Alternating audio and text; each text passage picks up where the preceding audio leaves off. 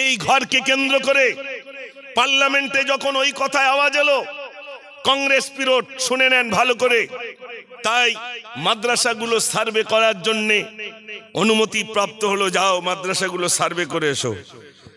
বাংলাদেশ লাগোয়া মাদ্রাসাগুলো সার্ভে করতে এসেছে। গোয়েন্দা ডিপার্টমেন্ট থেকে হঠাৎ এলো, এসেই দেখছেন মাদ্রাসা। প্রথমেই এসে ওই বাচ্চা, আচ্ছা আপনারা এই যখন এখানে আসেন বাচ্চারা সালাম দেয় না? দেয় না? সালাম দেয় না ভাই? এখন ও বাচ্চা মানুষ, কে হিন্দু কে মুসলমান তার বোঝে না। ওর ভিতরে এসেছে, গ্রাউন্ডের ভিতরে যে এসছে বাচ্চাটা অজু করে যাচ্ছে, আসসালামু আলাইকুম। আর গোয়েন্দাদের সব জানা, ও তখন ওয়ালাইকুম সালাম যাই করে একটু জড়িমড়ি বলল। বলার পরে এবার বলছে, বাবা তোমাদের টয়লেট কোন দিকে?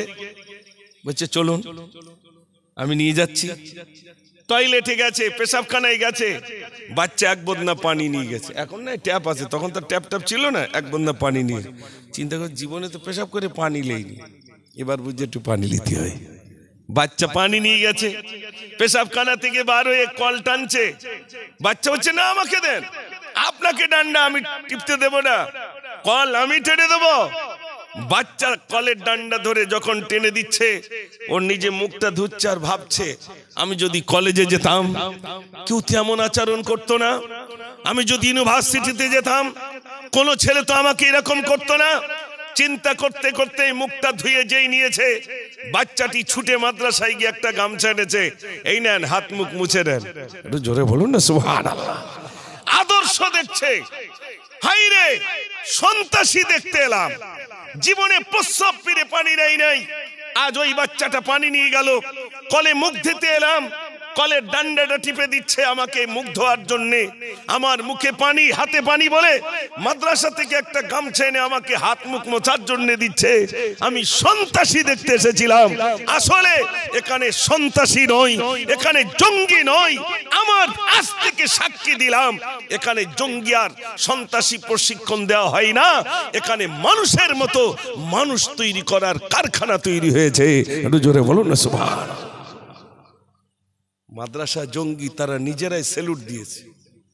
কোরআন শরীফ পড়বে তো দুলে দুলে পড়ে না ভাই? কোরআন শরীফ পড়বে, অলরেডি একটা দোল এসে যাবে, অলরেডি একটা দোল আসবে। কি সুন্দর করে বাচ্চা কোরআন শরীফ পড়ছে, কি সুন্দর করে পড়ছে, কত সুন্দর করে বাচ্চা কোরআন শরীফ পড়ছে। আপনি মানে বোঝেন আর নাই বোঝেন, শুনতে মজা লাগে না? লাগে না? যারা কোরআন শরীফ খতম করার জন্য আসছে শুনে নেন, হযরত ওমর ফারুক রাদিয়াল্লাহু তাআলা যখন ইসলাম কবুল করেননি, কোরআনের আয়াত দেখে তিনি ইসলাম কবুল করেছিলেন। একটু জোরে বলুন না সুবহানাল্লাহ। দারুন নাদওয়ায় মিটিং হচ্ছে, মুহাম্মাদের কল্লা কাটবে কেবল একজন খাপ থেকে নাঙ্গা তলোয়ার বার করে বলছে, আমি মুহাম্মাদের কল্লা কাটবো। নাম কি? সঙ্গে সঙ্গে ওমর বলে, আমি চালাবো মুহাম্মদকে, আমি গিয়ে কতল করিব। প্রতিমধ্যে নঈম ভাইয়ের সাথে দেখা হয়, ঘরের কথা শুনে ওমর আগুন হয়। রাস্তা দিয়ে যাচ্ছেন, হযরতে নঈমের সঙ্গে দেখা। নঈম বলছেন, ওমর কোথায় যাও? বলে মুহাম্মাদের কল্লা কাটতে যায়। ছি ছি ছি ছি, ছাগল ছানা ধরতে পারবে? বলে ওই আবার ধরতে পারবো না, ছাগল ছানা ধরতে গেলেন ধরতে পারলেন না, তলোয়ার নিয়ে। চাই নঈম, তুমি বুঝি ইসলাম কবুল করেছো, আমাকে শাসন করছো? বাড়িতে গিয়ে দেখো তোমার বোন ফাতেমা আর তোমার দুলাভাই সাঈদ দুজনই ইসলামের কলমা পড়ে মুসলমান হয়ে গেছে। একটু জোরে হবে না সুবহানাল্লাহ? ভাইরা ইসলাম কবুল করে নিয়েছেন, ওমর এবার বাড়ির দিকে ছুটছে। আমার বোন বোনাই কলমা পড়েছে, তার মানে তলোয়ার নিয়ে ছুটে গিয়ে ফাতিমার ঘরে, তলোয়ার নিয়ে ছুটে গিয়ে ফাতিমার ঘরে, দেখে তারা দুজনে কোরআন পড়ে। ওমর গিয়ে বেধড়ক মেরে মেরে যায়। বোনকে পেটাই করছে, কেন তুই কোরআন পড়ছিস? ওমর গিয়ে বেধড়ক মেরে মেরে যায়। বোন বলছে, ভাই তুমি যতই মারো নবী ভুলি না। জোরে বলুন না সুবহানাল্লাহ। কোরআনের আয়াত তখন গোটা কোরআন একসঙ্গে এরকম হয়নি, পাথরে লেখা, ওখানে লেখা, যে যার মতো সব লিখে রেখে দিয়েছেন। রাসূলের কাছে শুনেছেন, লিখেছেন, মুখস্থ করেছেন। আর যা শুনেছেন আল্লাহ তাদের কলিজায় পুরো একদম মালার মতো গেঁথে দিয়েছেন। একটু জোরে বলুন না সুবহানাল্লাহ। যখন বোন আর বোনাই কোরআনের আয়াতে কারিমা পড়ছেন, ওমর গেলেন, ওমর পেটাই করতে করতে বলছে, বোন তুমি কি পড়ছিলে একটু দেখাও না। কোরআনের আয়াতে কারিমা যেই দেখালেন ওমর পাগল হয়ে গেলেন। আমার নবী কথা আমি সেখানে যাব, আমার নবী কথা আমি সেখানে যাব। যাচ্ছিল কিসের জন্য ভাই? কল্লা কাটার জন্য। আবু জেহেল রেডি, উতবা সাইবা সব রয়েছে যে ওমর কল্লা আনবে, মিটিং হয়ে গেছে, তলোয়ার নিয়ে গেছে মানে কল্লা আনবে। ভাইরা আমার, পাহাড় চড়ে হযরত হামজা রাদিয়াল্লাহু তাআলা পাহারা দিচ্ছেন, ইয়া রাসূলুল্লাহ। ওই ওমর আসে, ওমর যদি আপনার সঙ্গে সৎ ব্যবহার করে আমি ছেড়ে দেব, আর যদি অসৎ ব্যবহার করে আমি হামজা ওমরের কল্লা কেটে দেব। আল্লাহর নবী বলেন, ওরে আমার সাহাবারে, যে ওমর কাশতে দাও, ওমর কাশতে দাও। যে ওমর আমার কল্লা কাটার জন্য আসে, ও ওমর আমার কল্লা কাটবে না, কাটবে না, কাটবে না, বরং তার কল্লাটা আমার কদমে ছুপে দেবে। ও কি মারবো, কাশতে দাও। ওমর ফারুক রাদিয়াল্লাহু তাআলা আল্লাহ রাসূলের কাছে গেলেন, ইয়া রাসূলুল্লাহ আমার ভুল হয়েছে, আপনি ক্ষমা করে দেন। রাসূলের হাতে হাত দিয়ে ইসলামের কলমা পড়ে মুসলমান হয়ে গেলেন। এবার ওমর বলছেন, ইয়া রাসূলুল্লাহ আমি চুপচাপ থাকা বান্দা নই, আমি কলমা যখন পড়েছি আমি নিজের মুসলমানিত্ব আমি গোপন রাখবো না, আমি ইসলাম কবুল করেছি। ওরা বসে আছে দারুন নাদওয়ায়, আমি নারায়ে তাকবীর দিতে দিতে যাব। আবু জেহেল দেখুক, আবু লাহাব দেখুক, উতবা দেখুক, সাইবা দেখুক, আমি ওমর কল্লা তো কাটা দূরের কথা, আল্লাহ রাসূলের হাতে হাত দিয়ে ইসলামের কলমা পড়ে নিয়ে ওমর ইসলাম কবুল করে নিলাম। জোরে বলুন না সুবহানাল্লাহ। আর আমরা মুসলমান বাজারে গিয়ে যদি বল মুসলমান, তা নিজেকে বলিনি যে আমি মুসলমান। যোগী আদিত্যনাথ তিনি বলছেন, ফখর সে কাহো হাম হিন্দু। যোগী আদিত্যনাথ যদি বলতে পারে ফখর সে কাহো হাম হিন্দু, আমরা কি বলতে পারি না ফখর সে কাহো হাম মুসলমান? এটা জোরে বলুন না। এটা কিসের ভয়? আমি একজন মুসলমান, মুসলমান আমাকে মেরে দেবে। কত মানুষকে দাড়ি দেখে দাড়ি ধরে টানছে, কত মানুষকে পেটাই করছে মুসলমান বলে। মরণ কবার হবে বলে মনে হয়? একবারই হবে, দুবার হবে না, দুবার হবে না মৃত্যু, একবারই মৃত্যু হবে। তবে ইসলামের জন্য যারা কলমাওয়ালা মুসলমান ইসলামের জন্য জান দিয়েছেন, আল্লাহ পাক শহীদের দরজা তাদের দিয়ে দিয়েছেন। জোরে বলুন না সুবহানাল্লাহ। আমি আপনাদের কাছে বলে যাই, রাত যেহেতু গভীর হয়েছে, বেশি রাত নয়, এই প্রতিষ্ঠানের সঙ্গে আমরা জুড়ে থাকতে চাই ইনশাআল্লাহ। একটু বলুন ইনশাআল্লাহ। এটা গ্রামের প্রতিষ্ঠান। আমি আপনি মারা গেলে ওই বাচ্চাগুলো মাথার ধারে গিয়ে কোরআন পড়বে না, পড়বে না ভাই?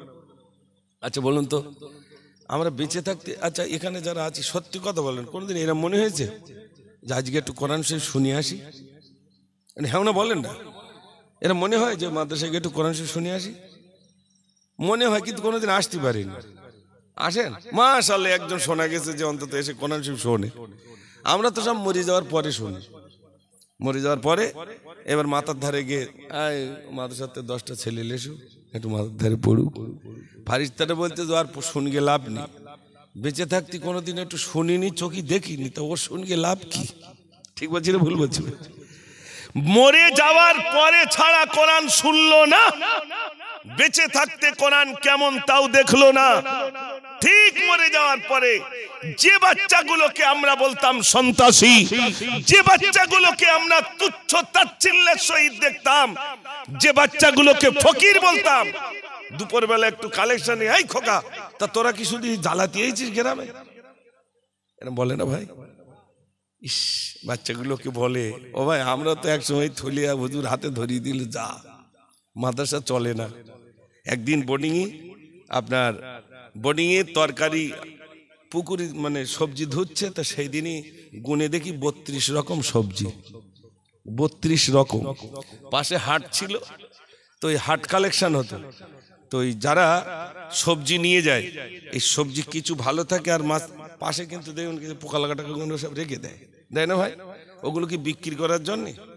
আমি অনেক জিজ্ঞেস করি চাচা তো এগুলো রেখেছ কেন? বলে ওর খদ্দের আছে আলাদা। কোন খদ্দের? ওই থলে পাটি আসবে ওর তেলে যা, ওই পোকা লাগা বেগুন ঢেঁড়স এত বড় বড় পোকা বিলবিল করছে, ওইগুলো খেয়ে খেয়ে খেয়ে খেয়ে বড় বড় আলেম হয়েছেন, মুহাদ্দিস হয়েছেন, মুফাসসির হয়েছেন, হাফেজে কোরআন বেনে গেছেন। একটু জোরে বলুন না সুবহানাল্লাহ। ওই দুর্বল গুলো খেয়ে পাতলা ডাল, যে ডাল বাড়ি দিলে কেউ খাবে না, মুখ ধোয়া যাবে। এখন তো আলহামদুলিল্লাহ ভালো খাও, কি মহাশয় এখন তো ভালো খাওয়া আলহামদুলিল্লাহ। এখন বাচ্চাদের বিরাট খাওয়া। আর এর পূর্বে যারা আলেম হয়েছেন, হাফেজে কোরআন বেনেছেন, কত কষ্টে মাদ্রাসাগুলো চলেছে, তবে মাদ্রাসাগুলো চলেছে আলহামদুলিল্লাহ। এখন খাওয়া ভালো হয়েছে, ছাত্র ভালো এসেছে, কিন্তু আমরা যারা এখানে আছি মাদ্রাসার থেকে আমাদের নজরটা দূরে চলে গেছে। আমি আপনাদের কাছে বলবো নজরটা একটু মাদ্রাসার কাছে আনুন। মাদ্রাসার বিরোধিতা করবেন না, পক্ষে না থাকতে পারি কিন্তু বিরোধিতা করব না। এই মাদ্রাসাটা কার মাদ্রাসা ভাই? একটু জোরে কথা বলে। আল্লাহর নবীর মাদ্রাসা ভাই, ঠিক বলেছেন, নবীর মাদ্রাসা। তা আপনি বিরোধিতা যদি করেন কার করছেন? আল্লাহর নবী। এইটা কেউ চারজন বসবে বলে মনে হয়? বাদ দাও দিন, ও সব বদমাইশ করবে আর বলবো না তার মানে? বলবে না? বলবে না? বলবে। আর শুধু সুযোগ খুঁজবো, ওখান থেকে কিছু উঠুক তারপর ব্যবস্থা হবে। কোন ছেলে একটু বেরোবে না, বলবে না যে হুজুর আমার বিরাট মার মেরেছে, শুধু ওই নামে একটু বেরুক, তারপর মাদ্রাসায় আগুন ধরাতে হয় কি করেছে আমি দেখতেছি, মাদ্রাসা শেষ করে দিলে। আরে ভাই, মাদ্রাসা ক্ষতি করার জন্য কোন হিন্দু ভাই এসে ইট ভাঙে না, মাদ্রাসা ক্ষতি করার জন্য কোন হিন্দু ভাই এসে আগুন জ্বালায় না। মাদ্রাসাগুলো ক্ষতি করার জন্যই এইরকম মুসলমান টুপিওয়ালা দাড়িওয়ালাই তৈরি আছে না নাই? একটু জোরে কথা বলে। এইরকম টুপিওয়ালা দাড়িওয়ালা ভেষধারী আমাদের দ্বারাই প্রতিষ্ঠানগুলো ক্ষতি হচ্ছে। এজন্য আপনাদের কাছে হাত জোড় করে বলবো, প্রতিষ্ঠান, আপনাদের মসজিদ, আপনাদের মাদ্রাসা, এ দুটোকে বাঁচিয়ে রাখুন। পরবর্তী প্রজন্ম তারা এখান থেকে দ্বীন পাবে, তারা রাসূলের সুন্নাহ পাবে। কি করে খেতে হয় তারা শিখবে, কি করে শুতে হয় শিখবে, কি করে বসতে হয় শিখবে, কি করে চলতে হয় শিখবে। শিখবে না? শিখবে না ভাই? কি করে চলতে হয় তাও শিখবে, মানুষের সঙ্গে কিভাবে কথা বলতে হয় তাও শিখবে, তারবিয়াত শিখবে। তারা রাসূলের সুন্নাহগুলো নিজের জীবনে ধারণ করবে, মানুষের মতো মানুষ হয়ে যাবে। ভাইরা আমার, বড় পীর আব্দুল কাদের জিলানী রাহমাতুল্লাহ আলাইহি হুজুর মায়ের গর্ভে ছিলেন। মা জননী কোরআন শরীফ তেলাওয়াত করতেন, পেটে থাকা অবস্থায় মা কোরআন তেলাওয়াত করতেন। ছোট্ট বাচ্চাটি ভূমিষ্ঠ হলো। ভাইরা আমার, যখন বড় হলো মা জননী কি করলেন? ওস্তাদের কাছে নিয়ে গেলেন। হুজুর, আমার ছেলেটাকে একটু আলিফ শিক্ষা দেন। ওস্তাদ হুজুর জিজ্ঞাসা করলেন, বাবা তুমি বলো আউযু বিল্লাহি মিনাশ শাইতানির রাজিম, বিসমিল্লাহির রহমানির রহিম। বাবা তুমি বলো আলিফ। যেই না বললেন আলিফ, আলিফ তো দূরের কথা, একটা কাঠের পানা শুনিয়ে দিল। ওস্তাদ অবাক হয়ে গেলেন, আরে কেমন ছেলে যে বাচ্চাটির তার মা আমার কাছে এনে দিয়ে গিয়েছিল আলিফ শেখাতে, ওই বাচ্চাটি তো একটা কাঠের পানা শুনিয়ে দিল। ওস্তাদ অবাক হয়ে গেলেন, হাতটি ধরে বড় পীরের মায়ের কাছে নিয়ে গেলেন। ও আব্দুল কাদেরের মা, তুমি আমার সঙ্গে মিথ্যা কথা বলেছো কেন? কি মিথ্যা কথা বললাম? তোমার ছেলেটাকে আলিফ শিক্ষা দিতে দিয়েছিলে, কিন্তু তোমার ছেলে তো একটা কাঠের পানা শুনিয়ে দিল। ওস্তাদের কথা শুনে বড় পীরের আম্মা জান ডুকরে ডুকরে কাঁদেন। ওস্তাদ বলেন, ও আব্দুল কাদেরের মা, তুমি আমার কথায় কি ব্যথা পেয়েছো? কিসের জন্য এমন করে কল্যাণ করো? কি কারণে তুমি কাঁদো? বড় পীরের মা জান বলেছিলেন, হুজুর আপনার কথা আমি ব্যথা পাই নাই, তবে কিসের জন্য তুমি কাঁদো? বলছে, আমি এই জন্য কাঁদি, আমার আব্দুল কাদের যখন আমার পেটে ছিল তখন আমি এক থেকে 18 পারা পড়েছিলাম বলে আমার আব্দুল কাদের এক থেকে 18 পারার হাফেজ হয়ে গেল। আমার কষ্ট হচ্ছে, সেদিন যদি আমি গোটা কোরআনটাই খতম করে দিতাম, আমার আব্দুল কাদের 18 পারার হাফেজ হতো না, বরং গোটা কোরআনের হাফেজ আমার আব্দুল কাদের বেনে যেত। একটু জোরে বলুন না সুবহানাল্লাহ। মা কোরআন পড়েছেন, ছেলে কি শিখেছেন? কোরআন শিখেছেন। আর মা যদি মোবাইলের হাফেজ হয়, একটু জোরে বলে। মা পেটে বাচ্চা রয়েছে, মা শুধু মোবাইল দেখে যাচ্ছে, বাচ্চাও বলতে আমি বেরোত পারলি হয়। ঠিক বলছি না ভুল বলছি? যেই হয়েছে একদম, ও দাদি এই দেখো তোমার নাতি হয়েছে দেখো, সে ফেসবুক দেখবে কি, মানে ভিডিও কল, চোখ এরকম গুটিয়ে গুটিয়ে, তাও একটু দেখে নিলে যে দুনিয়া হয়েছে, ওইটা দেখি আগে। ঠিক বলছি না ভুল বলছি ভাই? এই জন্য বাচ্চা খাওয়াতে গেলে দেখবেন আগে বুড়ির কার্টুন বের করে দিতে, বুড়ির কার্টুন দেখ, তারপর তুই ভাত খা। কি জামানা পড়িয়ে গেছে, বুড়ির কার্টুন দেখাতে হবে তারপর ভাত খাবে, তার আগে খাবে বলে মনে হয়? আচ্ছা, ওই বুড়ির কার্টুন দেখতে দেখতে আজ বুড়ির কার্টুন, কাল বুড়ির কার্টুন, তারপরে ছুরির কার্টুন দেখবে না? দেখবে না? ও তো যত বড় হবে তত এবার বুড়ি বাদ দেবে। ঠিক বলছি না ভুল বলছি? আজ বুড়ির কার্টুন, কাল ছুরির কার্টুন, কিচ্ছু করার নেই। গৃহস্থ লোকের বাড়ির দেয়ালে লেখা থাকতো কুকুর হইতে সাবধান, এখন কি লিখে দেওয়া দরকার ভাই? জোরে বলেন। মোবাইল হইতে সাবধান। মাশাআল্লাহ, আপনার তো আমার কথাটা বুঝতে কই, আপনাদের ঘুম পাচ্ছে না তো? আমি তো এখনো শুরু করিনি, দাঁড়ান, গজল বলবো আজ অনেক ইনশাআল্লাহ। একদম আমার পরে কেউ নি, শুধুমাত্র বিরানি। বিরানি না গাইজ, তাবারুক কিচ্ছু নেই। ও আল্লাহ, তো এত লোক কি করে বসলো? আমি তো মনে করি তাহলে তাবারুক রয়েছে। আমাদের দিক তাবারুক না দিলে লোক বসবে চটে, বিনা তাবারুকি এত। একটু জোরে তাকবীর দেন দেখি, নারে তাকবীর। আর একটু জোরে দেন, নারে তাকবীর। ওদের রুজির ব্যবস্থা কে করে দেবেন ভাই? আপনারা একদিন আসবেন চুরি চুরি করে, এসে দেখবেন ওস্তাদ কাঁদছে ওদেরকে নিয়ে, আল্লাহ এদের একটু রুজির ব্যবস্থা করে দিও, আল্লাহ আল্লাহ এদের রুজির ব্যবস্থা করে দিও। চুরি চুরি করে এসে দেখবেন বাচ্চাদেরকে নিয়ে ওস্তাদ কাঁদছেন, আল্লাহ এই বাচ্চাগুলোর একটা ব্যবস্থা তুমি করে দিও। খোদার কসম, মিথ্যা কথা বলার জন্য এখানে আসেনি। আমার মাদ্রাসায় এমন দিন গেছে চাল নেই। আমি হঠাৎ বাচ্চাদের বললাম, বাবু আজ মাগরিবের নামাজের পরে কিন্তু একটু সেজদায় গিয়ে কাঁদতে হবে। তো হুজুর কেন? আর তোমরা কাঁদবে আর বলবে আল্লাহ মাদ্রাসায় চাল নিয়ে একটু চালের ব্যবস্থা করে দাও। বলছি হুজুর ঠিক আছে, কোনো অসুবিধা নেই। মসজিদে নিয়ে গেছি, আলহামদুলিল্লাহ বাচ্চারা কাঁদছে সেজদায়। কার কাছে কাঁদছে ভাই? আল্লাহর কাছে কাঁদছে। আল্লাহ তুমি ব্যবস্থা করে দাও। সপ্তাহখানির পরে আলহামদুলিল্লাহ ইঞ্জিন ভ্যান করে বেশ কিছু চাল এলো। এসে বলছে হুজুর অমুক লোক পাঠিয়ে দিয়েছে। আল্লাহ সাক্ষী, আমি তার কাছে চালও চাইনি, এ পাঠিয়ে দিয়েছেন কে? তা আপনাদের কাছে আর হাবিবুল্লাহ ভাই বেশ কিছু টাকা চেয়েছেন, আপনার দেননি। অনেকে দিয়েছে, অনেকে দেননি। ভাবছেন কি তাহলে মাদ্রাসা বন্ধ হয়ে যাবে বলে মনে হয়? একটু জোরে বলে। ওসব বন্ধ হবে না ভাই। ওসব কোথা থেকে আসবে আপনি নিজেই অবাক হয়ে যাবেন। চলে কি করে? আমার গ্রামের হিন্দু কাকারা জিজ্ঞেস করে, আচ্ছা দাদা এইসব চলে কি করি? এত ছেলে, আবার এই কারেন্টের বিল, আবার এই খাওয়াতে কি কি করে চলে বলে? আমি বলি আমি তো নিজেই ভাবি চলে কি করে, আমি তো নিজেই বলতে পারিনি। আমি তো নিজেই ভাবি চলে কি করে। আল্লাহর খাজানায় কোনো কমতি আছে ভাই? কোনো কমতি নাই। দেখেছেন কোনোদিন আপনাদের কি ওই নদীটার নাম কি, মানে ধামাখালি নদী, কোনোদিন দেখেছেন ওখানে মমতা ব্যানার্জি আর মোদি বাবুর একটু মাছটা ছাড়তি দেখেছেন? দেখেছেন? খাদ্য দিতে দেখেছেন? তো ওই মাছগুলো বা জন্ম নেয় কি করে, আর ওদের খাদ্য দেয় কে? আর জলকারে শুধু তোমার গা জলকারে খাদ্য নেই, ওই জন্য মাছ বাটাং মতো আছে, তাই তো নাকি? জলকারে খাদ্য নেই, তা নদীতে খাদ্যটা কি করে রইল? আমি গজলটাই কি এমনি লিখেছি?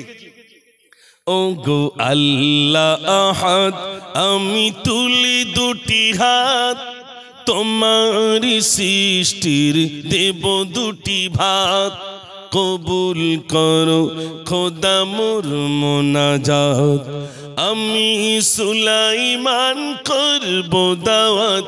ও গো আল্লাহ আহাদ, আমি তুলি দুটি হাত, তোমার সৃষ্টির দেব দুটি ভাত। আল্লাহ তোমার সৃষ্টি জীব দুটো ভাত খেতে দেবো, খেতে দেবো, দুটো খানা দেব। আল্লাহ বলছেন নবী সুলাইমানেরই কথা শুনে আল্লাহ বলেন ওরে সম্ভব নহে, তুমি পারবে না খেতে দিতে। কেন? আমার কত যে সৃষ্টি, তোমার পড়ে না দৃষ্টি, তোমার দাওয়াতে হবে ত্রুটি। ওগো সুলাইমান করো না দাওয়াত, সৃষ্টির কুলে ওরে আমি আহাদ।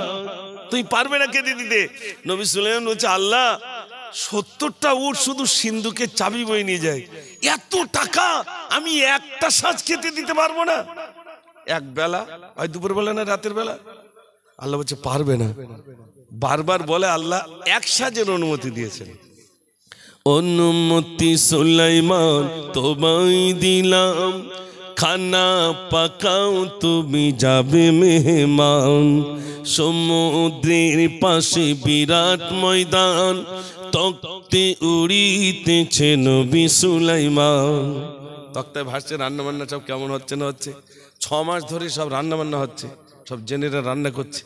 দিশি রান্নি না ভাই, সব জেনেরা রান্না বান্না করছে। হঠাৎ কুটুম এসেছে, শোনেন। এক মেঘে মানেলো বলে খিদে মোর পেল, নবী সুলাইমান কোথায় মোর বলো। নবী সুলাইমান তুমি আমায় খেতে দাও, ও গো নবী আমি ক্ষুধাই। তাড়াতাড়ি খেতে দেন, খুব খিদে পেয়েছে। কুটুম এসেছে এক, তো নবী সুলাইমান বলছে বিনা দাওয়াতে আসুনি তো? বলছে না না, খোদার আদেশে আমি এসেছি, দাওয়াত করেছো মোদের আমি শুনেছি। সবার আগে ওগো খেতে দাও আমায়, মৎস্য মেহমান বলছি তোমায়। কুটুমটা কে ভাই? মাছ। খেতে দেন তাড়াতাড়ি। নবী সুলাইমান বলছেন, ওগো তাই যদি হয় খানা খাও ভাই, খানা খাই মৎস্য আর সে তা নাই। ও গো নবী আর খাদ্য কোথায়, খেয়ে ফেলিলাম আমি এক লোকমাই। একটু জোরে বলুন না সুবহানাল্লাহ। 6 মাসের রান্না একে গালে খেয়ে চাঁদ দেন। নবী সুলাইমান সর্বনাশী, 6 মাসের খাদ্য একে গালে খেয়ে চাঁদ দেন। নবী সুলাইমান কুটুমটাকে ডাকা, কুটুম জানো আশা ছিল মনে খাবে গো সবাই, কেমনে খেলে মৎস্য বলিবে আমায়। ইচ্ছা ছিল সকলকে খেতে দেবো, কিন্তু তুমি একা কি করে খেয়েছো একটু বলবে? কুটুম তখন বলছে, আমি এখনো ভুখা, আমার পেটে এখনো খিদে আছে, আমি এখনো ভুখা, খেলাম এক লোকমা, প্রতিদিন খোদা দেয় 3 লোকমা। একটু জোরে বলো না সুবহানাল্লাহ। আরে তুমি 1 লোকমা খেতে দিয়েছো, অমন খাদ্য আমার আল্লাহ প্রতিদিন কভার করে দেয়, 3 বার করে খেতে দেন। বিশ্বাস হয় বলে মনে হয়? তাহলে এবার বলুন তো খেতে দেওয়ার মালিক কে? তাও আস্তে করে হচ্ছে। 4 দোকানে কত মুফতি সাহেব বসে থাকে, ভাত দাও দিন। হাত যদি গালে না ওঠে এমনি ভাত উঠবে মনে হয় নাকি? হুজুর বলল আর তুমি বললে। সারা রাত এই ঘটনাটা একটু শোনেন। এই মিলাদ শুনে বাড়িতে গিয়ে বলছে আমি আর ভাত খাবো না। তো বলছে কেন? বলে মুজাফফর এসে নাকি বলে আল্লাহ খেতে দেয়, তো কি করে খেতে দেয় আমি দেখবো। আর ভাত খায় না, 1 দিন 2 দিন 3 দিন ভাত খায় না। মা তাড়াতাড়ি জামাইবাবুর কাছে ফোন করেছে, হ্যালো জামাইবাবু তোমার শালাবাবু ভাত খায় না, তুমি তাড়াতাড়ি চলে এসো। আর গাড়ি টাড়ি দিয়েছে, জামাই আর ঠিক থাকে, ও ছুটে চলে এসছে। শাশুড়ি ডেকেছে, এসে বলছে কি হয়েছে মা, তোমার ছোট শালা ভাত খায় না? ছোট শালার কাছে আয় ভাত খেয়ে নে। না আমি খাবো না। বলছি তো তুই খেয়ে নে, তোর কে মিলাদ শুনতে বলেছিল? তুই ভাত খেয়ে নে। খাবো না। আল্লাহ কি করে খাওয়ায় আমি না দেখে ছাড়বো না। ও ভাত খায় না, তখন কি করবে বেচারি? বলছে দাঁড়া, ক্লাবে গেছে, কটা যুবকদের, বেশ নজওয়ান যুবকদেরকে ডেকে নিয়ে, চলো তো আমার শালা ভাত খায় না, তোমার হাত ধরবে পা ধরবে আর জোর করে খাইয়ে দেবো। চলো। এবার আসছে, ও বুঝতে পেরেছে যে ওই আসছে মানে আমার ধরবে। ও ছুটে গিয়ে এক সিঁড়ির গাছে উঠেছে, এমন ডালে বসেছে, ডালটা ছিল দুর্বল, উপর থেকে মানে উপরে দুর্বল ডালে বসে আছে, নিচে থেকে বলছে খোকা তোর ভাত খেতে হবে না, তুই নিচে নাও। বেশি কথা বললে হাত পা ছেড়ে দেবো। আচ্ছা গাছে যদি হাত পা ছেড়ে দেয় তো পড়ে যাবে নাকি? আর তো পড়ে গেলে কি হবে? মরে যাবে। এরা বলছে দেখো তোমার শালা এখন গাছের মাথায় কি করে বাঁচাবে, এবার দেখো। যুবকগুলো সব যুক্তি করছে, কি করা যায় বলতো? একটা যুবক বলছে শোন, বিরিয়ানি রান্না করা হোক, ওই রান্না করে গাছতলায় রেখে আসো, সেন্ট পালি নিচে এসে খেয়ে যাবে। এই একটা যুক্তির কথা। এক হাঁড়ি বিরিয়ানি রান্না করা হলো, কায়দা করে সেন্টও দেওয়া হলো, যেন সেন্টর নাক আর বিরিয়ানির একটা সেন আছে না ভাই, মালঞ্চতে যাবেন তখন মনে হবে সরবেড়ে যাবেন, বিরিয়ানি রান্না এক আধ প্লেট যদি হতো, ওর একটা সেন যেন ওই জায়গা পর্যন্ত নিয়ে যায়, তাই তো নাকি? আবার লাল কাপড় দিয়ে ঘিরে রাখে, মানে বিরাট ব্যাপার। তুমি এসো, যাই হোক বিরিয়ানি রান্না করে গাছতলায় রেখে আসা হলো, আর উপরে প্লেয়ার বসে রয়েছে, তার নিচে থেকে বলছে এই দেখ রাত হয় হোক তুই অন্তত খেয়ে নিস। বলে আমি সব বুঝতে পেরেছি, আল্লাহ কি করে আমার ওই বিরিয়ানি খাওয়ায় আমি না দেখেও ছাড়বো না, আমার টার্গেট আল্লাহ কি করে খাওয়াই দেখবো। ও ভাত খায় না, রাত হয়ে গেছে, রাত 12টা-1টা বেজে গেছে, কটা চোর ও চুরি টুরি করে এসে ভাগবাট্টা করবে, এমন সময় বিরিয়ানি সেন্ট নাকে দক্ষিণে হাওয়া, যেই নাকে লেগেছে বলছে কি বিরিয়ানি সেন্ট, বলে দেখ তো আশেপাশে কিছু আছে কিনা, লাইট মারতে মারতে দেখে বিরিয়ানির হাঁড়ি। তখন বলছে লিডারকে, বলছে হুজুর, বলছে কি, বলছে বিরিয়ানির হাঁড়ি। বলছে খবরদার খাস না, ওতে বিষ মাখানো আছে, আমরা চুরি চুরি করি তো কেউ দেখতে পেয়েছে, ওই জন্য বিরিয়ানিতে বিষ মাখিয়ে রেখেছে, খেলি বলো লাশ পড়ে যাবে। কেউ খায় না, ভাগ বাটরা কমপ্লিট। একটা চোর বলছে উপরে নাই বিষ, নিচে তার বিষ না, ওর একটু লোভ লেগেছে বেশি, যে উপরে তো বিষ নাই, নিচের দিক দিয়ে খাবো। বলে নিচের দিক দিয়ে খাওয়ার আগে অন্তত প্লেয়ার আশেপাশে আছে কিনা দেখ। ও লাইট মারছে, এদিক ওদিক লাইট মেরে দেখে গাছের উপরে প্লেয়ার বসা, চোখ জ্বলছে। তখন উপরে বসে নিচে বিষ মাখিয়ে রেখে চাই, নিচে নাম, নিচে নাম, কটা লাশ পড়ে তাই দেখার জন্য তুই গাছে বসে রয়েছিস। এদিক দিয়ে যখন বলছে, আর চোরের ইংরেজি বলছে এইবার হয়তো আমার ঝাড়িয়েছে, দরকার নেই বাবা নিচেই নামি। যেই নিচেই নেমেছে বলছে বিরিয়ানি খা। খাবো না, তুই বিষ মাখিয়েছিস, তুই আগে খা তারপর আমরা খাবো। ও তো খাবে না, ওর ইচ্ছা আল্লাহ কি করে খাওয়ায় না দেখে ছাড়বো না। ই এত বলছে খা, বলছে খাবো না। খাবি না, বলছে না খাবো না। পা থেকে জুতো খুললো, জুতো খুলে ঘাড়ে যখন 4-5টা পড়লো, তখন বলছো আল্লাহ এ তো তুমি জুতো মারতে মারতে খাওয়াচ্ছ। আমি মনে করলাম আল্লাহ খাওয়ায় না, এখন জুতো চালাচ্ছ খাওয়াচ্ছ। তাহলে খাওয়ানোর মালিক কে ভাই, একটু জোরে বলেন। তাহলে এদের খেত দেবে কে? গ্রামের লোক? আমি? হ্যাঁ আমি মার খেত দেই, আমি আমার বাপের খেতি দেই, এরা বলে না ভাই তুই একজন, আর বাপের আমি খেতে দেই। ওর ভালো করে, ও সত্যি কি তোর বাপের খেত দিস? খেতে দিলে না কে ভাই, একটু জোরে কথা বলেন। আল্লাহ কখনো বলবেন না আমি আমার বাপ মার খেতে দিই, এরকম 2-1জন বলে না। আর 3টে ভাই দেয় না, আমি দেই ভাই, জানো আমি সব খেতে দিই না। ভাই তুমি খেতে দাও না, আল্লাহ তোমার ওসিলায় তুমি বলো আল্লাহ আমার দ্বারা আমি আমার খেতে দেওয়ার মতো ক্ষমতা আমার নাই, আল্লাহ আমাকে ওয়াকাত দিয়েছেন, আল্লাহ আমার দেওয়ার সুযোগ দিয়েছেন, তাই আমি দিই। এই কথা বলো, আমি খেতে দিই, আমি এই করি, কখনো এই কথা হবে না। আমি মাদ্রাসার মুহতামিম, আমি মাদ্রাসার অমুক, আমি মাদ্রাসার অমুক, কখনোই নয়। আমি একজন মাদ্রাসার রাখাল, আমি একজন মাদ্রাসার রাখাল। আল্লাহ আমার মতো গুনাহগারের এই দায়িত্ব দিয়েছেন। একদিন আমাকে জিজ্ঞাসা করবেন এই গুরু দায়িত্ব তোমাকে দিয়েছিলাম, তুমি কেমন এই বাচ্চাগুলোকে লালন পালন করেছিলে, ওই কৈফিয়ত আল্লাহর কাছে দিতে হবে না? হবে না? জোরে বলেন। আল্লাহর কাছে কৈফিয়ত দেওয়া লাগবে। মনে রাখবেন, কাউকে যদি জাহান্নামে দিতে হয়, মসজিদ মাদ্রাসার সেক্রেটারি বানিয়ে দেন, অলরেডি জাহান্নামে যাবে। আবার যদি কাউকে জান্নাতে দিতে চান, মসজিদ মাদ্রাসার সেক্রেটারি বানিয়ে দেন, ওখানে জান্নাতও আছে, ওখানে জাহান্নামও আছে। আপনি কেন নিজে গণনা করতে যাচ্ছেন? ওখানে জান্নাত আছে, জাহান্নাম আছে। যদি সঠিকভাবে আমি মেলে ধরি, সঠিকভাবে যদি আমি লালন পালন করি, বিনিময়ে আমি জান্নাত পাবো। আর যদি দায়িত্ব পেয়ে আমি যদি অপব্যবহার করি, তার বিনিময়ে কি পাবো? জাহান্নাম পাবো। কষ্ট হচ্ছে না তো আপনাদের? তাহলে এবার একটু জোরে তাকবীর দেন দেখি, নারে তাকবীর। এরকম আওয়াজে আমি ওয়াকফ সম্পদের গজলটা বলবো কি করে ভাই? ওই জমি তো কেড়ে নিচ্ছি, ওই জমি কেড়ে নেওয়ার জন্য আইন পাশ হয়ে গেছে, তা আমরা কি চুপচাপ বসে থাকবো না? একটু মাঝে মাঝে একটু অন্তত ফোঁস তো করতে হবে নাকি? না কামড়াতে পারলেও কি করবো, ফোঁস তো করতে হবে, না তো সরকার বলে ওরা ঘুমিয়ে গেছে, বলবে না ভাই? অন্তত ফোঁস করার জন্য একবার তাকবীর দেন, নারে তাকবীর। আজ একটা গজল শোনাবো ওয়াকফ সম্পদ নিয়ে, যা মনে হয় শোনেননি সেই গজলটা শোনাবো। যদি আওয়াজ জোর হয় তাহলে শোনাবো, দেখি একবার আওয়াজ জোরে দেন, নারে তাকবীর। আর কত যে জুলুমবাজি করবি তোরা বল, মুসলমানের চোখে আজি ঝরছে কেন জল। আর কত যে জুলুমবাজি করবি তোরা বল, মুসলমানের চোখে আজি ঝরছে কেন জল। ওরে এই দেশে কি মুসলমানের রক্ত দেওয়া নেই, দেশের উপর আসলে আঘাত বুকটি পেতে দেই। আর কতদিন দেখবো এসব হাইনার চলাচল, বাদ্যকণ্ঠে আওয়াজ তুলে আগিয়ে তোরা চল। রুখতে চাই রুখতে চাই রুখতে চাই, কালা কানুন আইন মোরা রুখতে চাই। রুখতে চাই রুখতে চাই রুখতে চাই, কালা কানুন আইন মোরা রুখতে চাই। আজ বাংলা নয় গুজরাট নয় অস্থির গোটা দেশ, পার্লামেন্টে বসেই তোমরা নাটক করছো বেশ। মাদ্রাসার মসজিদগুলো করতে চাইছো শেষ, ওয়াকফ সম্পদ লুটবার এক ফন্দি করছো বেশ।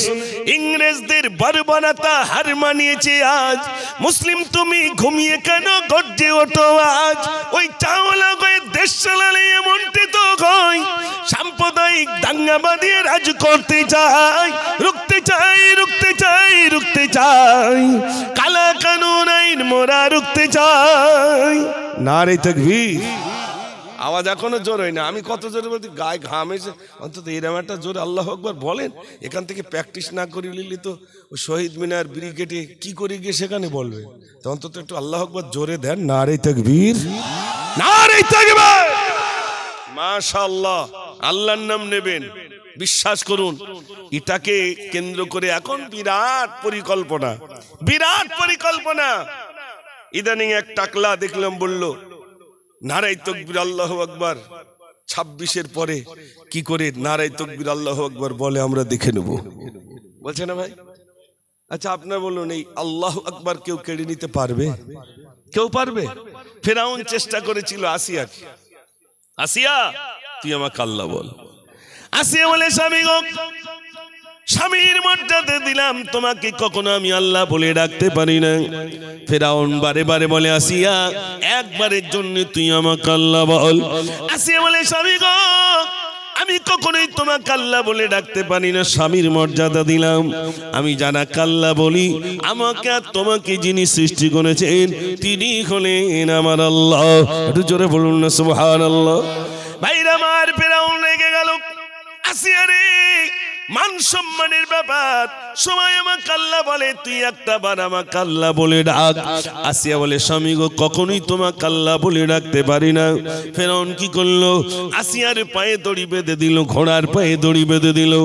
আসিয়াকে টানতে টানতে নিয়ে যায়, গায়ের গোশতগুলো খসে খসে পড়ে যায়। আসিয়াকে বলে আসিয়া রে, তোর গায়ের হাড্ডিগুলো দেখা যায়, একবারের জন্য তুই আমাকে আল্লাহ বল, তোকে আমি ছেড়ে দেব। আসিয়া বলে স্বামী গো, আমার গায়ের গোশতগুলো সব যদি খসে পড়ে যায়, জান যত কোন রয়েছে, তোমাকে স্বামীর মর্যাদা দিলাম, আমাকে আর তোমাকে যিনি সৃষ্টি করেছেন তিনি হলেন আমার আল্লাহ। আমাদের ওই পরীক্ষা এসেছে ভাই, ওইরকম কষ্ট এসেছে? কিচ্ছু হয়নি, এখনো কিচ্ছু হয়নি, সবে মেঘ উঠেছে, এখনো পানি টানি কিচ্ছু হয়নি। মেঘ একটা উঠেছে, এটা বোঝা যাচ্ছে, তাই তো নাকি? মেঘ একটা উঠেছে, ঝোড়ো হাওয়া কখন হবে কেউ জানি না, তবে মেঘ উঠলে বোঝা যায়, একটা হাওয়ার বা ঝড়ের একটা পূর্বাভাস বোঝা যায়, যায় না? যায় না ভাই? বোঝা যায়। সেই মেঘটা উঠেছে, কেমন উঠলো? এক মানে রাজনৈতিক দল, অশুভ শক্তি হিন্দু আর মুসলমানের ভিতরে ফাসাদ বাঁধিয়ে দিয়ে তারা এরকম একটা চেষ্টা করছে কি করে মুসলমান শেষ করা যায়। মুসলমান শেষ করা যাবে না ভাই, যারা শেষ করতে এসেছিল তারাই দলে দলে ইসলামের কলমা পড়ে মুসলমান হয়ে গেছে। একটু জোরে বলুন না সুবহানাল্লাহ। এটা শেষ করা যাবে না। ফেরাউন শোনেন, নিজেকে খোদাই দাবি করলো। আসিয়াকে বলল, আসিয়া মান সম্মানের ব্যাপার, তুই একবার আল্লাহ বল, ছেড়ে দিচ্ছি। বলছে না। ভাইরা আমার, ফেরাউন কি করলো? আসিয়ার বুকের উপরে বসে একটা ছুরি দিয়ে পেটটাকে ফেড়ে দিল, নাড়ি বুড়িগুলো বার করে বলে, আসিয়া একবারের জন্য তুই আমাকে আল্লাহ বল, তোকে ছেড়ে দেব। আসিয়া বলি, স্বামী গো, কখনই তোমাকে আমি আল্লাহ বলে রাখতে পারি না। ও সোনার ভাইরা, ফেরাউন রেগে গিয়ে একটা ছুরি দিয়ে নাড়িগুলো যখন কাটতে শুরু করে, আসিয়া তখন বলছে ওয়ানা জিনি, আমাকে মুক্তি দাও, মিনাল কওমিজ জালিমিন, ওই জালিমের হাত থেকে আমাকে মুক্তি দাও। কিতাবের ভিতরে এসেছে বিবি আসিয়াকে রব্বুল আলামিন দুনিয়ার অন্য কোন প্রান্তে রাখলেন না, বরং বিবি আসিয়াকে রব্বুল আলামিন জান্নাত নসিব করেছে। এত কষ্টের ভিতর দিয়ে কলমা কেউ কেড়ে নিতে পেরেছে? পারি নাই। আমাদের সেই ঈমানি জজবাত দরকার। মাদ্রাসার সঙ্গে মসজিদের সঙ্গে সম্পর্ক রাখলেই ঈমান তাজা হয় না, হয় না? একটু জোরে বলে, ঈমান তাজা হয়। অথচ চার দোকানে কিছু লোক বলে ও আমরা নামাজ পড়িনি থাকি, ওগা থেকে আমার ঈমান বিরাট পাকা। এরকম কিছু লোক বলে না ভাই? আমি চিন্তা করি পার হাউসের সঙ্গে সম্পর্ক, ট্রান্সমিটারের তার নেই, তা তার বাড়ি কারেন্ট আসে কি করে?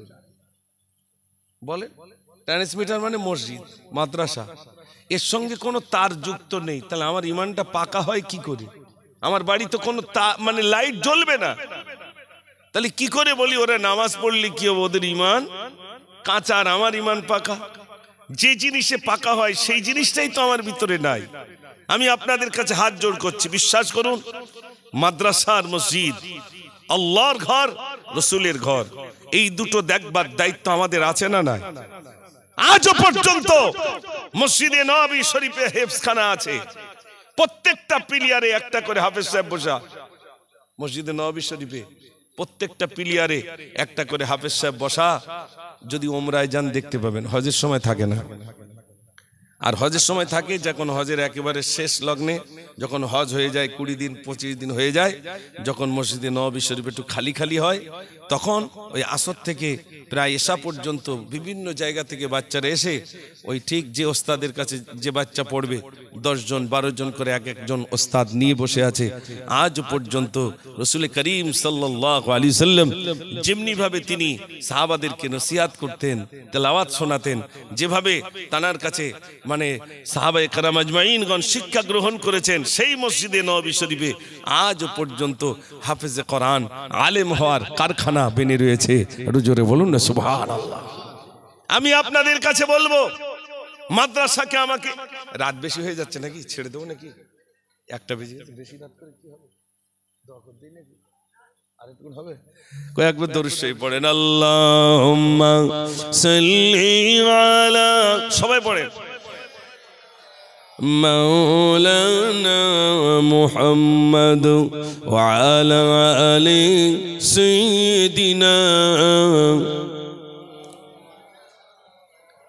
বন্ধুরা সবাই মিলে, বাবাজিরা, যুবক ভাইরা সবাই মিলে একটু আওয়াজ দিয়ে পড়েন, আল্লাহুম্মা সাল্লি আলা, সবাই পড়েন, মাওলানা মুহাম্মদ ওয়া আলা আলি সাইয়্যিদিনা।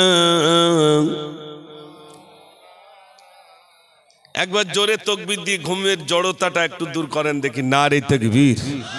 আর একটু জোরে নারে তাকবীর।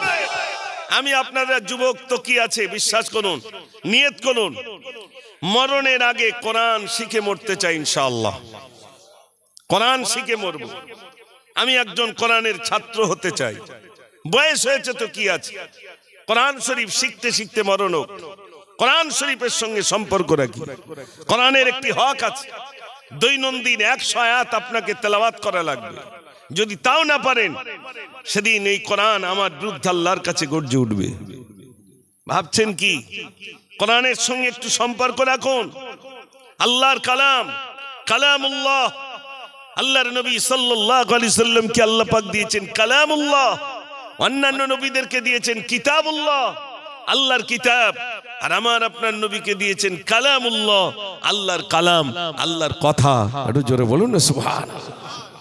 আচ্ছা, আপনাদের মসজিদের ইমাম বা হাফেজ সাহেব আছেন, তেলাওয়াত শুনতে তো ভালো লাগে না? লাগে না ভাই? তেলাওয়াত শুনতে ভালো লাগে, কত সুন্দর তেলাওয়াত, মনে হয় আরো শুনি আরো শুনি। মক্কা শরীফের ইমাম কারি আব্দুর রহমান সুদাইস 2008 সাল আল্লাহ হজ পাকে নিয়ে গেলেন। এবার উনি হচ্ছেন সারা ওয়ার্ল্ডে তেলাওয়াতের দিক দিয়ে আল্লাহ পাক মক্কা শরীফের ইমাম কারি আব্দুর রহমান সুদাইস, যিনি তেলাওয়াত শুনবেন দিওয়ানা হয়ে যাবেন। তো ক্যাসেটে শোনা, তখন ফিতে ক্যাসেট, তো মনে মনে হচ্ছে আল্লাহ যদি কারি আব্দুর রহমান সুদাইসির তেলাওয়াতটা শুনতাম বড় ভালো লাগতো, এবার তো চলে যেতে হবে, আর দুদিন মাত্র সময়, এবার তো চলে যাব মদিনায়, তো ওনারকে একটু দেখতে পাবো না। হঠাৎ দেখছি মাগরিবের সময় উনি শুরু করেছেন সূরা মাউন, আরাইতাল্লাযী ইউকাযযিবু বিদ্দীন ফাযালিকাল্লাযী ইয়াদুল ইয়াতীম ওয়ালা ইয়াহুয্যু আলা তা'আমিল মিসকিন ফাওয়াইলুল লিল মুসাল্লিন الذين هم عن صلاتهم ساهون الذين هم يراءون ويمنعون الماعون। নামাজের ভিতরে মানুষ কাঁদছে টুকরে টুকরে, মনে হচ্ছে যেন আসমান থেকে কোরআন নাজিল হচ্ছে। একটু জোরে বলুন না সুবহানাল্লাহ।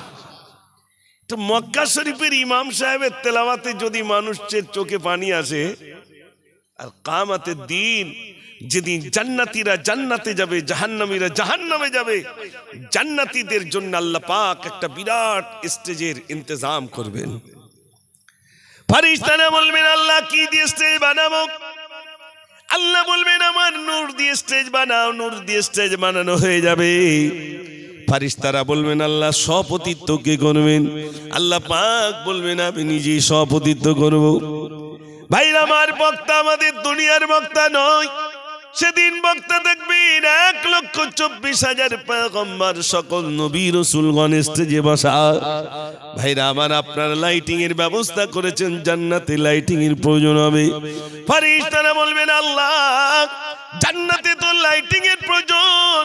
আল্লাহ পাক বলবেন আমার হাবিবকে নিয়ে যান।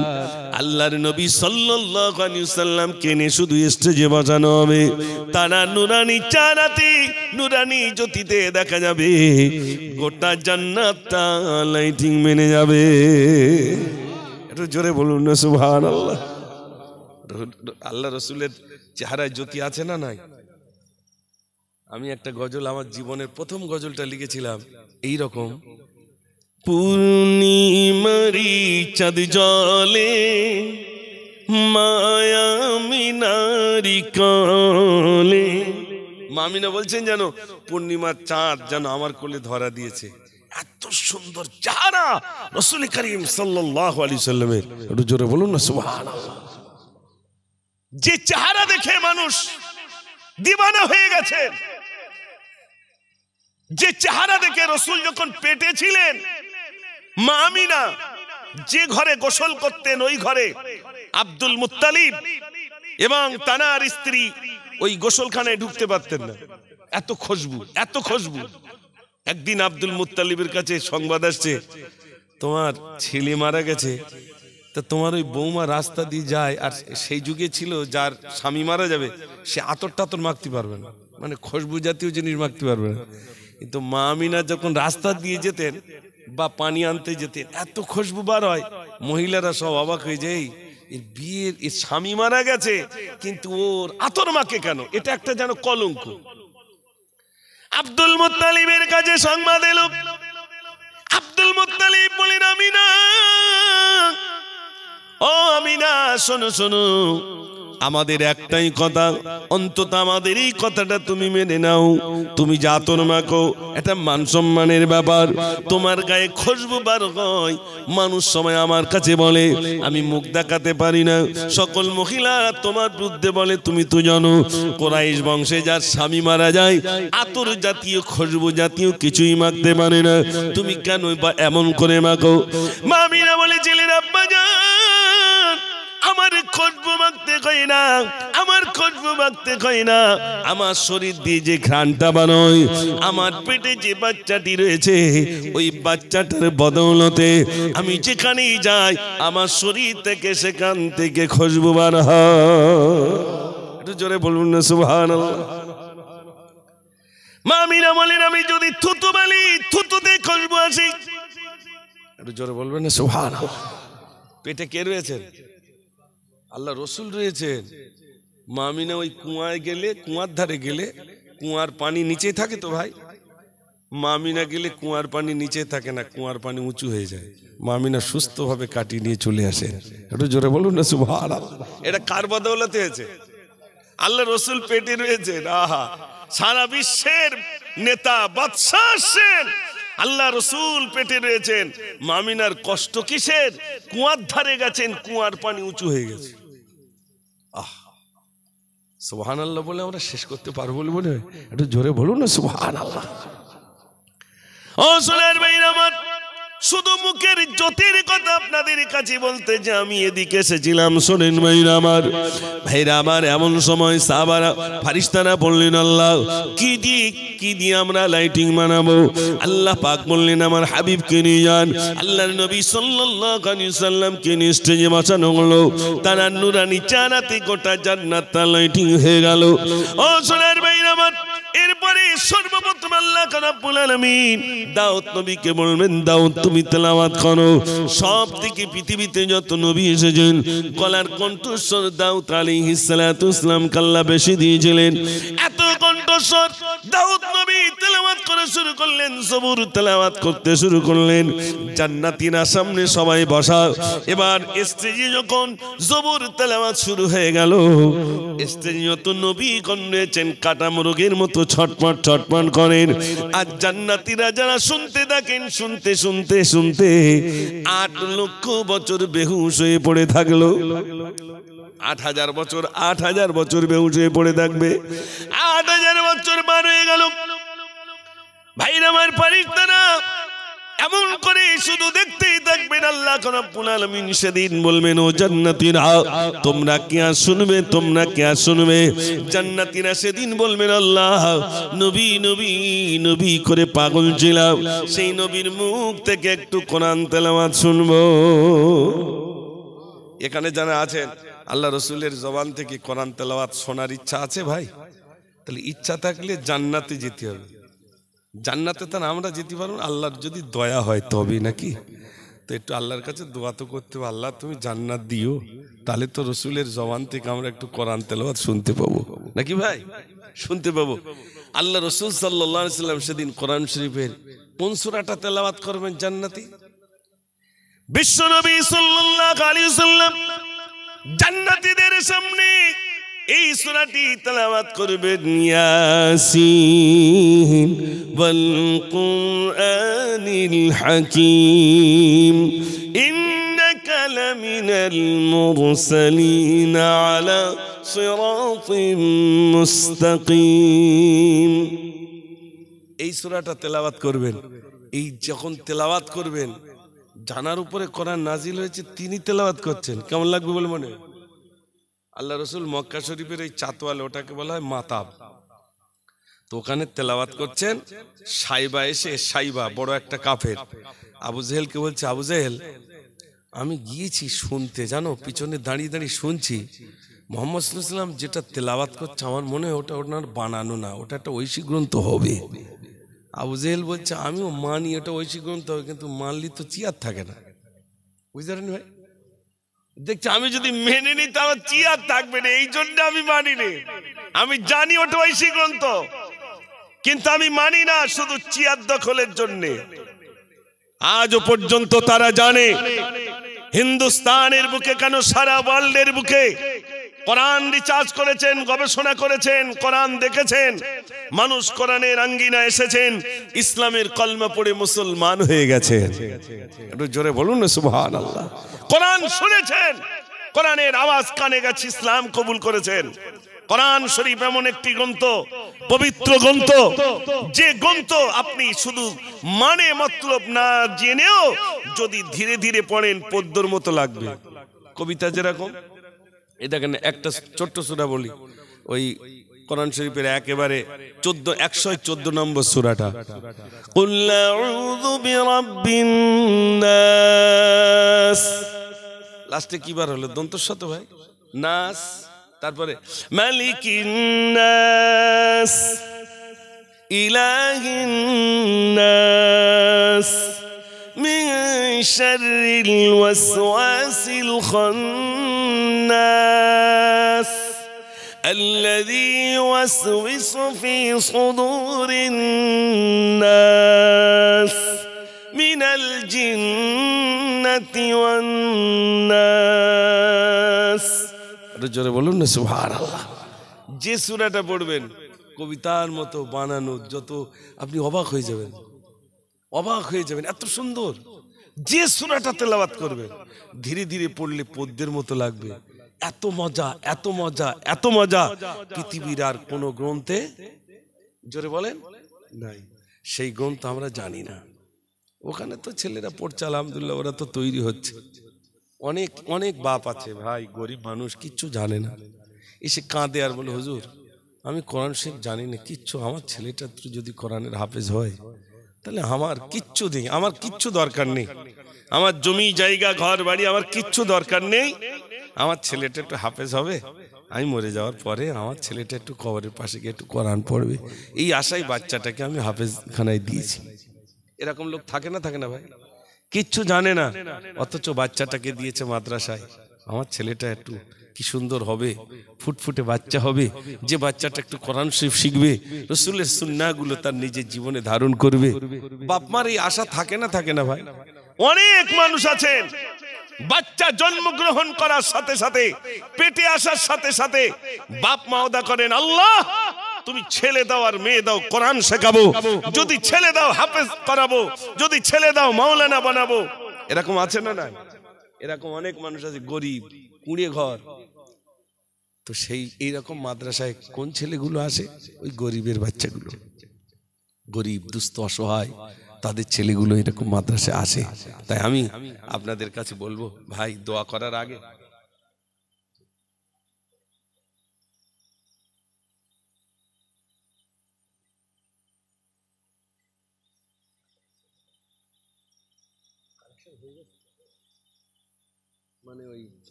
মানে জাল টানা হয়ে গেছে, আমার শুধু ছেঁচতে হবে, তাই তো?